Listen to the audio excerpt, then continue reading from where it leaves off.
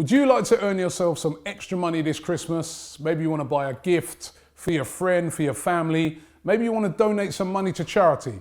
Well, why don't you check out Profit Accumulator? So to find out more and to sign up, check the link in the description and get involved right now with Profit Accumulator.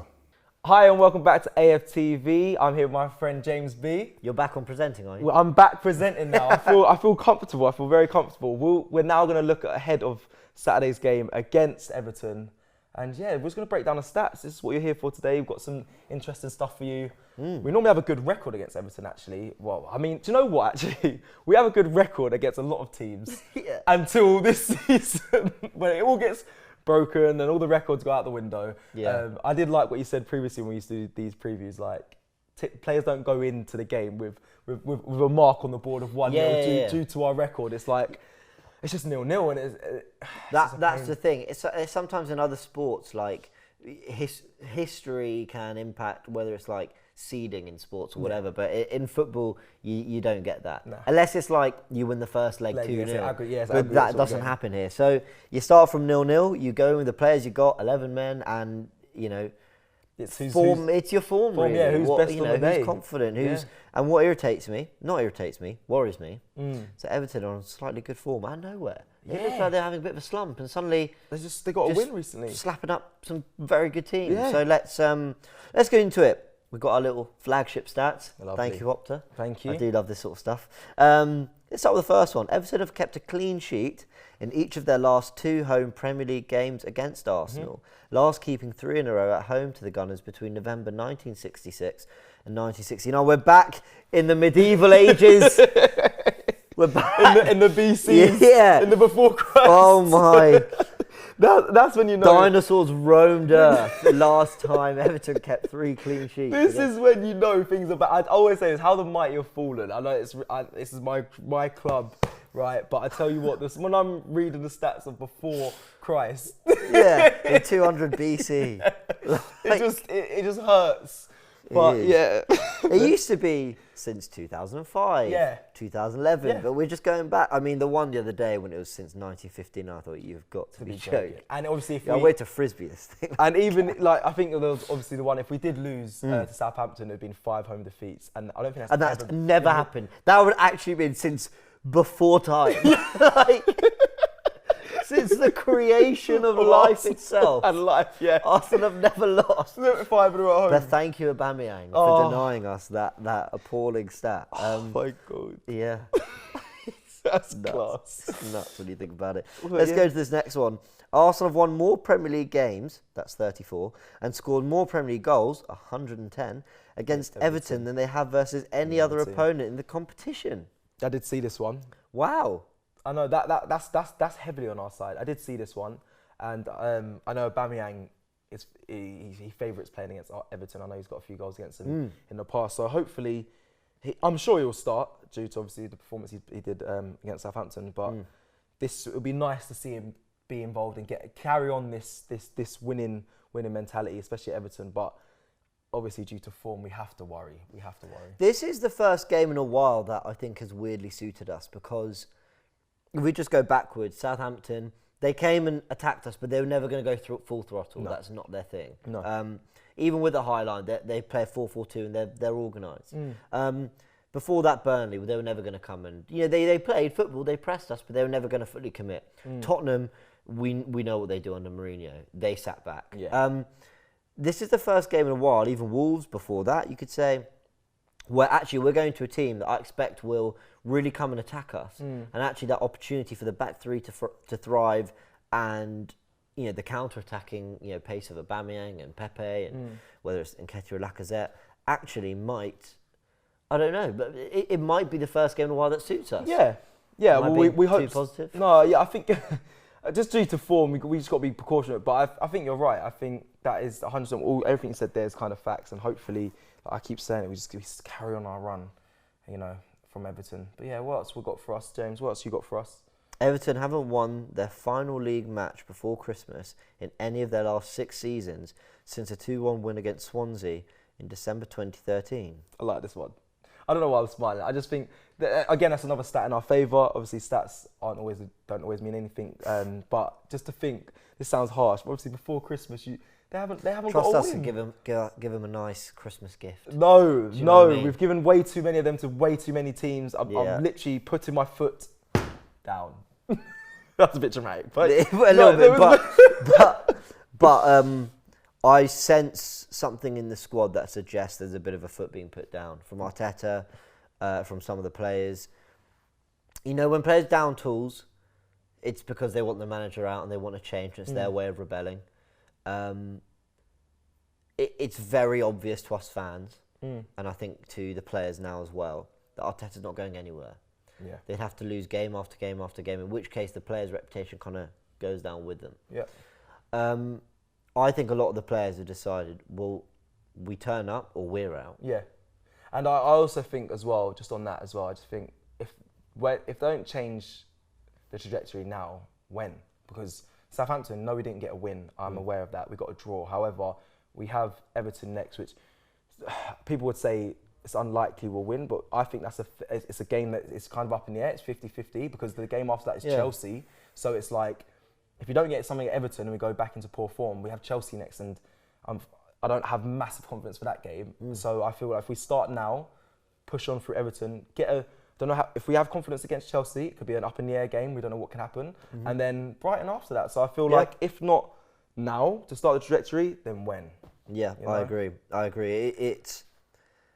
We got to start putting wins on the board. 100%. Absolutely. Since Mikel Arteta took charge, I love this stat. Go on. Of his first Arsenal game in December 2019, the Gunners have won more matches in cup competitions than they have in the Premier League. Why did you love that one? That's terrible. That's not a good one. I love it because it's hilarious. We're a cup club. That's so funny. We've won 14 out of 17 games in cup competitions. We've won 13 out of 33 in the league. Yeah, that's not good. That's not good. That's not good, but that's hilarious. Look, that's not good. By the way, you say it's bad, but like we won a trophy because of that. Do you know what I mean? I didn't think of that. I was just looking at the Europa League, but I just realised, it doesn't add up. Now the FA Cup. And also, people forget that we've got Shield. City coming up in the Carabao Cup quarter yeah. soon. Win that, we're at home. City don't look amazing right now, so there's every chance we might go through to semi-final. But we'll have beaten Leicester away. We look at just your positivity is. Am I shining? Am I really happy? You're exuding a lot of confidence, but I respect not it. confidence, just I don't know. I can't be miserable all the time. No, I hear that. Our last few videos and streams, we've been so miserable talking about the club, and I know people are looking at me going, "It's been a tough time." All we did is draw Southampton, and suddenly you're like lighting up. It's not. I just think I've got to have hope. Somewhere. Have some hope. Do you know what the Man City won the Carabao Cup? I mean, if we get something from there, I really. Sorry to put you on the spot again, but do you think if he does get a win?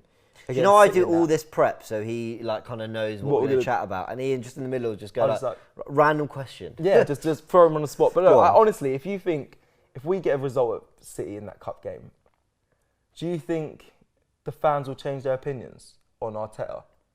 I don't think it's enough to. It'll get us excited about something. It will remind us that we are a club that goes far in cup competitions, that we do well, actually, in terms of getting trophies and being competitive. But I don't think it'll change much on Arteta, personally. Let's have a look at this last one. Everton manager Carlo Ancelotti has lost his last 3 matches against Arsenal in all competitions. Well, let's hope we make it 4. Yes. It's not very much I can say on that. Yeah. Everton, though, funny team. A lot of people rate them very highly. Some people think they're a bit of a fraudulent team. You know, I rate them. They've got the Ancelotti manager. They spent a bit of money. They have been for a few years as well. And they've always flattered to deceive. I wouldn't say they've even really flattered. They've just kind of underwhelmed. But their recent form, how do you judge this team? It's up in the air. So let's go back 6 games ago. Everton won, Man United 3. They lost that. Man United were in terrible form, and United were the better team all over. Absolutely deserved to win that game. Fulham 2, Everton 3. Fulham were in that game. Played quite well. Yeah, I mean, I watched that game. I think I rate Everton. I know we're going to go through the results. I do rate them. I think they have a few shining lights in their team. I mean, obviously Calvert-Lewin, James at times as well. Most of the time he's got a touch of class. I think he can be dangerous. There's many other, even Digne, they got Digne as well. Yeah, he's a very good left back. Very good. I mean, I think they've got ability and quality. But I think what it is they're just a mid-table team. I know but I don't want to judge them like that. I'm going to be quite harsh on Everton here because they've got Carlo Ancelotti, one of the best good managers ever, top manager. They've got James Rodriguez. They spent a lot of money on Alan and Doucouré as well. They've got Andre Gomes in midfield is a good player. Calvert-Lewin scoring goal after goal. Richarlison cost them 50 million quid out there. And currently on form. So that's a very expensive and also, on form front six. So why are they struggling? The money they spent on Godfrey, Mina. I'll just put that out there. Like, after that Fulham win, they then lost at home to Leeds. I mean, we played terribly against Leeds and still nicked a draw. They then drew with Burnley away from home. Better than what we did. But then they beat Chelsea, who were flying 1-0 and looked quite comfortable in that game. I know Chelsea had a lot of the ball, but they looked quite comfortable. And then they go to Leicester and win 2-0 there. I mean, I don't know. It's just a weird year. For everyone but us.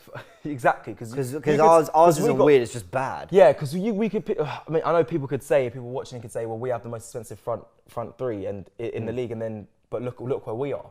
So, Everton have spent money and they spent a lot on their forwards and stuff. But again, I don't think it's down to that. It is a very strange year.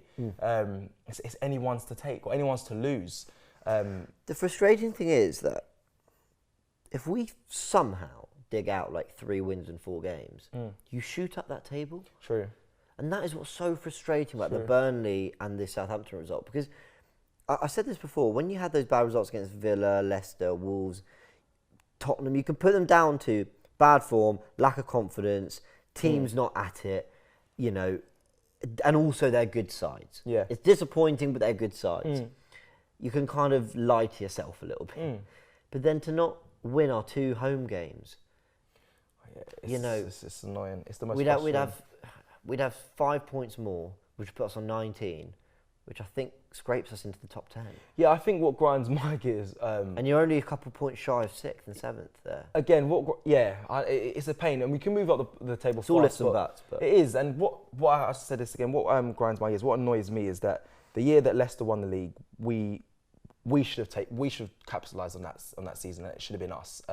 No offence to Leicester, they've done really well. Obviously, they deserve it. But we were so close. I feel like that was the year to have won the league of any year.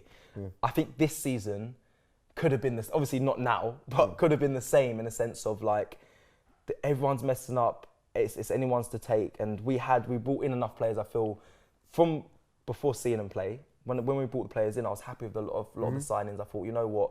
If we all gel together, this could be our season. But unfortunately, it went in the complete opposite. And now we're very comparable to Everton in the sense that a lot of money being spent. New managers came in a year ago, and they look ahead of us, which is a shame. But you know where they strengthened, and where they backed Ancelotti in midfield. Which is what we've been saying. Let's end on this. I want to snatch the presenter role from you for a sec. Go for it. I know this is the Everton preview, but just to touch back on Southampton and also sort of look ahead as to how it might affect Everton. Do you think the result and the performance has changed your mind anything? I'm talking about how you feel about the manager, how you feel about the starting lineup, some of our signings. Has it changed your mind on anything? Because we were all pretty low before. We were, but I don't mean to our horn, not even just that sounds more mad pause, but I'm saying we do a lot of analysis. We really do. We research everything for the club and about the club, and we do our pre-match build-up shows where we break down pretty much everything that's going on. So, and a lot of things that we've spoken about have kind of rang true and we've seen happen. So when it says, has it changed my thoughts or anything? A lot of the thoughts that I've had have kind of happened apart from obviously the selection of the Southampton game. I didn't expect Nketiah to start, and I was surprised to see David Luiz not start. I know I spoke about this in the review show, but I haven't massively changed my mind on anything. Arteta in was my stance and still is my stand right now. I think give him the window, let him be assessed after he's got. The board say they back him, so back him. If you really say you back him, then do what you said and let him have his players he wants. I don't expect him to go crazy, but at least 2 midfielders being brought in. And then after that, I've said it before, as soon as the transfers come in, I'll be assessing him with a fine, big, old magnifying glass like this. And that's when I'll start to have my opinions on, are you really a good manager, or are you just Pep's number 2, or a number 2, shall I say. So in that regard with the manager, nothing's really changed for me. Team-wise, I've always championed Saka. We played well. The only person, and Gabriel, all the people that played well, I mean, Gabriel didn't have the greatest of games, but a lot of people that I've spoke about and said that I like have been performing. The only one I was very surprised about was your man, Ceballos. So my mind is slowly changing on him. I haven't really been critical of him. He wasn't even amazing. I just thought he was one of our better players. Yeah, and to be fair, I never really had a strong opinion on him. I never really had a strong opinion on Ceballos. I didn't really pay too much close attention to him. But yesterday, I think when we played against Southampton, he had a really good game. Yeah, it's interesting for me. Like, did it change my mind on the manager? Not really. I need to see a string of performances and results and fight and grit before I did, rather reluctantly, I did get to that stage of deciding Arteta wasn't right. And I think that was mainly driven when I was hearing rumours of the Luiz fallout. I saw players like Saliba being left out and being visibly disappointed. Cedric, you sign him, but then you don't play him.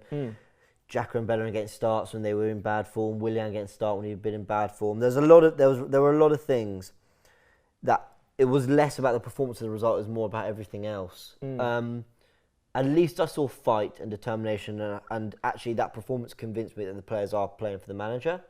So it didn't change my mind too much. I saw positives and negatives kind of cancel themselves out. In terms of the lineup, Aubameyang being out on the left,